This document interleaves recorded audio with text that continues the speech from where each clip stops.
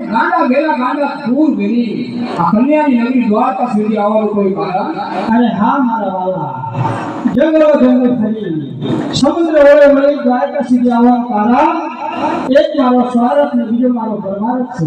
અરે હા વકરા, સ્વાર્થ તો આ જગતની અંદર સૌ કોઈ કરે છે, પરમાર્થ કરેના કોઈ. અને જો તમે પરમાર્થની વાત કરતા હોય ને તો એવું કે આપણે કેવું પરમાર્થ છે? અરે મારા વાલા, પરમાર્થ કહેતા કે એવા લોકો ખાલી ગયેલી કથા કરી રહ્યા છે. હિન્દુ પાસે ખબર પૂજા કરાવે છે અને હિન્દુ ધર્મ ભ્રષ્ટાચાર કરે છે. અને ધર્મ નામનો રાક્ષસ બાર ગૌ માથે પશુ પંખી કે મનુષ્ય જવા દેતો નથી. ભાઈ દરેક રંજાડે છે, મારો પણ કોઈ ઉપાય કરો મારા વાલા. અરે આ વકરા, જે સૂર્ય ઉગે છે એ આત્મે છે, એમાં આ જગતની અંદર જેનું નામ છે એનો નાશ છે. માટે આ એની ચિંતા ના કરો. ભેરવા નામનો રાક્ષસ છે એનું અંકારે જવા અમારું તમને વતન છે. હવે આપણું સ્વાર્થ શું છે એ જરા વિસ્તારથી જણાવો.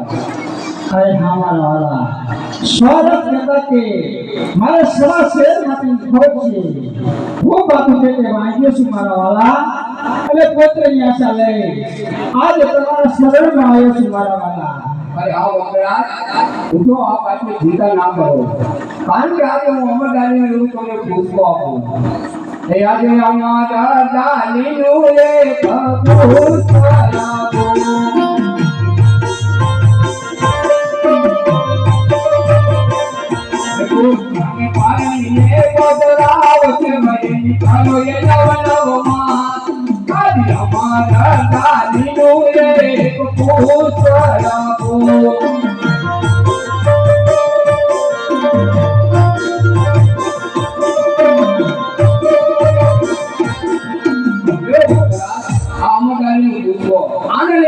ઘેર જાઓ અને ઘેર જઈ નરનારી મન નવનો માસ સેવા કરજો.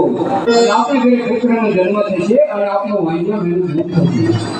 અરે વકરા, આ તો હું શું જોઈ રહ્યો છું કે આપ જે વાત કરી રહ્યા હતા અને આપણે જે વાત મૂકી રહી હતી એ પુત્રનું વરદાન આપણે સદા પામવું સામે કેવું પાછું. અરે હા મારા વાલા, આજ તમે મને આનંદાઈ એક પૂછવાયું છે.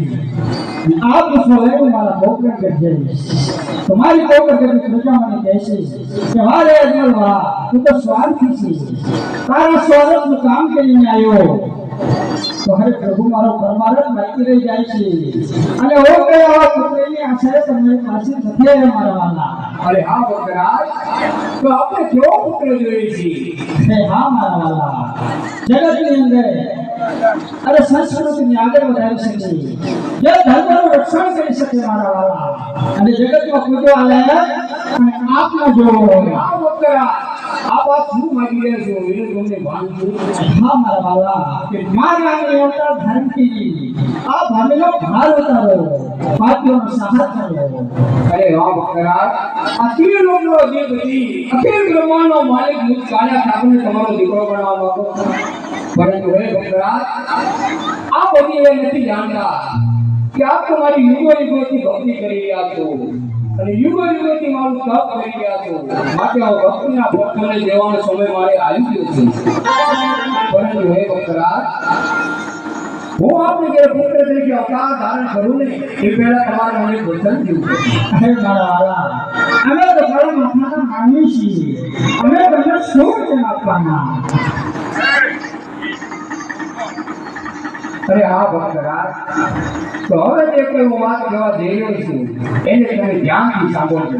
કે જ્યારે જ્યારે આ ધરતી પર પાપનો ભાર વધે છે અને જ્યારે જ્યારે આ ધરતી પર અધર્મનો વધારો થાય છે, જ્યારે ધર્મનો નાશ થાય છે ને ત્યારે ત્યારે આ ધરતી પર અવતાર ધારણ કરું છું. પરંતુ હે વકરા, એ મારી આ માનવ લીલાની એક અવધિ હોય છે, એની પણ એક સમય મર્યાદા હોય છે. પરંતુ હે વકરા, આ તો છે વૈકુંઠ, નથી આયા કામ ક્રોધ, નથી મોહ માયા, અને જે અમારે અવતાર ધારણ કરવાનો છે ને એ તો છે મૃત્યુ લોક. અમૃત્યુ લોકના મનુષ્ય આ કામ ક્રોધ મોહ માયાના આલસમાં આવી અને પોતાનું કર્તવ્ય ભૂલી જાય છે પરંતુ હે ભક્તરાજ જ્યારે હું પોકરણગઢની અંદર અવતાર ધારણ કરીશ ને ત્યારે આપણી જેવા અનેક ભક્તોના હું કાર્ય કરીશ ભેળવા જેવા અનેક દૈત્યોનો હું સાર કરીશ અને જ્યારે મારી સર્વ કાર્ય કરીને પૂર્ણ થાય ને અને મારી ઉંમર 54 વર્ષની થાય ને એ જ ઘડીએ હું રામા સરોવરની કાંઠે સમાધિ લઈશ પરંતુ એ ભક્તરાજ અત્યારે હું તમને જે કાંઈ કહીશ ને એને તમે માની પણ લેશો કારણ કે અત્યારે હું તમારો ભગવાન છું અને તમે મારા એક ભક્ત છો પણ જ્યારે મારે સમાધિ લેવાનો સમય છે ને એ સમયે તમે મારા પિતા છો અને હું તમારો પુત્ર છું અને એ સમયે એ પુત્રની મોહમાં ના રહી જાઓ એટલા માટે મારે વચન દીધું અરે હા મારા વાલા તમે દ્વારકાના રાજા છો તો હું કોકણગઢનો રાજા છું તો આજે હું તમને પણ હાથો હાથ વચન આપું છું તો ખરેખર વખરાજ બોલો આમાં જાઈને એવું નહીં પણ પૂછો હે ભાઈ હમારે હે ડાલી ના ભીજા પૂછ્યા હે